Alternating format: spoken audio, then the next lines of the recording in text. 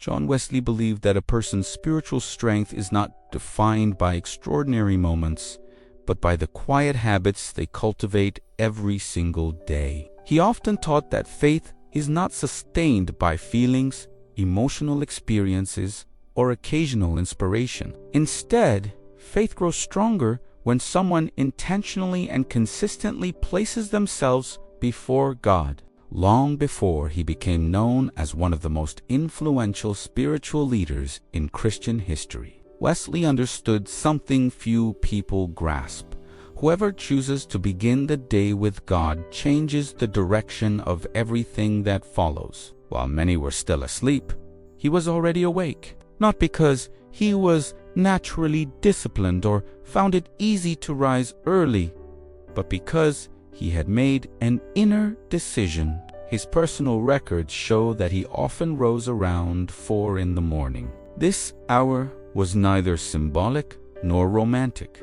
It was practical. He knew the early hours of the day are the quietest, and silence nurtures spiritual attentiveness. For Wesley, if the heart was not surrendered to God at the very beginning of the morning, it would be pulled in 1,000 different directions throughout the day. Anxious thoughts, urgent tasks, distractions, and worries would take over. So he chose that the first voice he would hear each day would be the voice of God.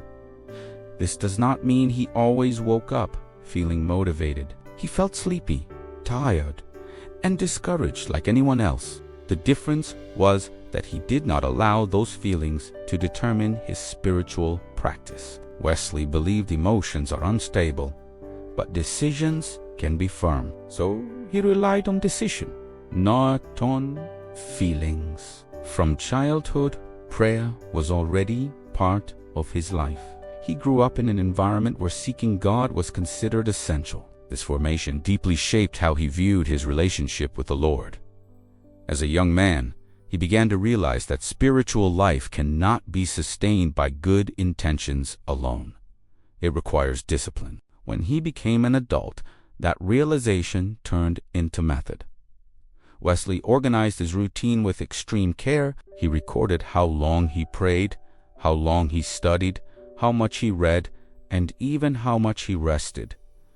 To some, this might seem excessive. To him, it was wisdom. He understood that time is far too precious to be wasted. Each day, in his mind, was a gift entrusted to him by God, and a gift should not be used carelessly. Even when he began traveling constantly to preach, he maintained his spiritual discipline. For decades, he traveled thousands of miles on horseback, crossing long and often dangerous roads. While riding, he turned the journey into a place of prayer. He spoke with God as one speaks with someone present beside them. Rain, wind, scorching sun, or bitter cold did not change this. The environment was never the foundation of his spirituality. The foundation was the inner decision to remain in communion. This attitude reveals a powerful truth. Spiritual life does not depend on favorable circumstances. It depends on commitment. Many people believe they need absolute silence, perfect conditions, or emotional readiness in order to pray. Wesley demonstrated that none of these things are essential. What is essential is a willing heart. Another central aspect of his life was how he approached Scripture. He did not open the Bible casually.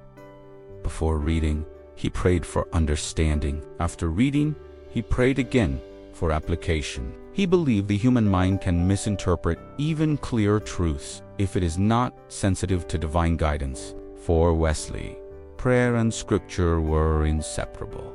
He said that praying without the Word can lead to a confused faith based only on feelings, while reading the Word without prayer can lead to a cold faith based only on knowledge. The balance, he believed, was found in the union of both. He compared the Bible and prayer to two vital functions of the human body. Prayer was like breathing. Scripture was like nourishment. Without breathing, there is no life. Without food, there is no strength. In the same way, the soul needs both practices to remain healthy. His commitment to Bible reading was remarkable. He studied attentively, analyzed words, compared passages, and reflected deeply on every text. He did not do this merely to teach others. He did it because he wanted to be transformed. When he needed to make difficult decisions, he sought direction in Scripture. When he faced criticism, he found comfort in it. When he felt weak, he found renewal in its promises. For him, the Bible was not a distant book. It was a living voice speaking to the heart. This constant practice shaped the way he thought, acted, and lived, and it did not take long for others to notice. The first followers of his ministry began observing his routine and imitating it. Simple men and women began waking earlier to pray. Families began reading the Bible together. Small groups formed with the purpose of seeking God in community. This was not a movement built on religious spectacle. It was a movement built on spiritual discipline. Historians report that this lifestyle produced profound changes in society. Communities became more stable. People abandoned destructive habits. Families were restored. The impact was so great that many believed this spiritual movement helped transform the moral atmosphere of an entire nation. And all of this began with something quiet. Ordinary people praying consistently. Intercession also occupied a central place in Wesley's life. He kept lists of names of people he prayed for regularly.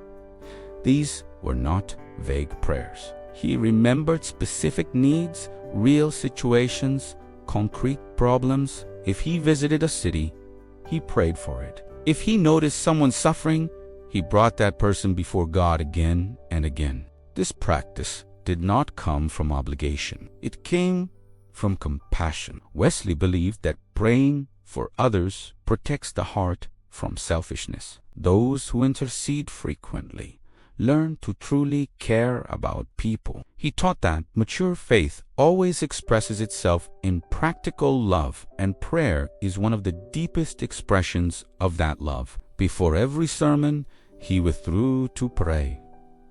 After finishing, he prayed again. He did not trust merely in the power of his own words. He trusted in God's work within people. He knew messages can impress the mind, but only God transforms the heart. Even when he was tired, he continued praying. There are records of nights when he interrupted his rest to intercede for someone who was suffering. For him, prayer was not an optional task. It was an essential part of the mission God had entrusted to him. It is important to understand that his spiritual discipline was not born from an easy life. Wesley faced illness, criticism, opposition, and exhausting journeys. Yet he maintained his spiritual habits until the end of his life. This reveals something profound.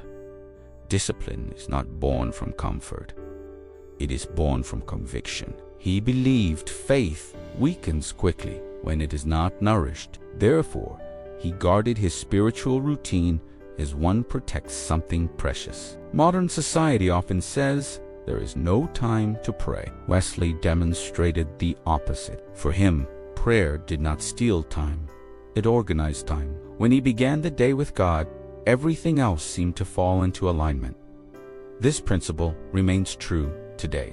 Busyness still exists. Distractions still compete for attention. Worries still try to take first place in the human heart. The great question remains the same. Who speaks first to our mind, God or the world? Wesley decided it would be God.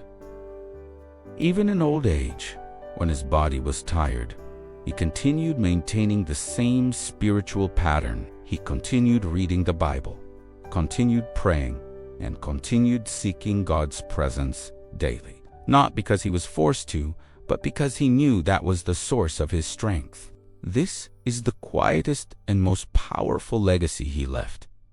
Proof that an ordinary life can become extraordinary when sustained by consistent spiritual habits. The story of John Wesley is not merely the story of a preacher. It is the story of someone who decided to take God seriously every day. And that decision shaped not only his life, but the lives of thousands around him. Perhaps the greatest lesson his life teaches is both simple and profound.